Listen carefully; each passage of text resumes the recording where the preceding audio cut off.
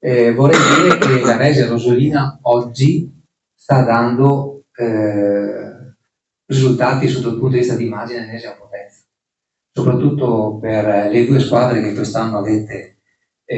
composto, per che questo diventi un consolido negli anni. Adesso ogni settembre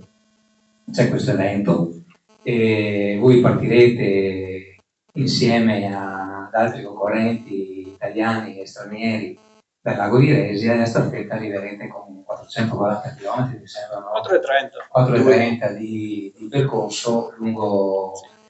la destra Adige per arrivare a Rosolina al Mare per chiudere tutto l'evento in Piazzale Europa, come ormai è sovente tutti gli anni vederci lì, trovarci e capire. Abbiamo capito,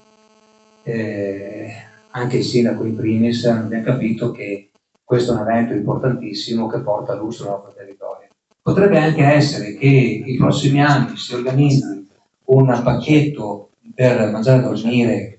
giusto per chi viene da fuori e mettere in piedi anche tutto quello che è un sistema anche di conoscenza, di ascolto per quello che può essere il benessere della persona, ma anche dei convegni fatti su quello che è il mondo dello sport, per cercare di sensibilizzare, perché voi siete i primi portatori sani, noi siamo i portatori di interesse perché siamo amministratori e portatori di interesse insieme con voi di un sviluppo di un territorio, di una conoscenza del territorio. Quinta edizione, una gara nata così per scherzo, per la volontà di Verona Marathon, di Matteo Bortolaso, di Gerhard Varg della Val del Venosta. Io ero presidente di Proloco quando ci hanno fatto questa proposta, 5 anni fa, l'abbiamo accolta subito in maniera favorevole e da subito abbiamo visto che è una sfida che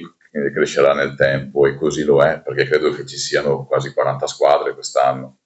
E lo sport è uno sport di squadra, uno sport che ci accomuna, ma che accomuna anche tutte le regioni, le province, i comuni che si affacciano sull'Adige.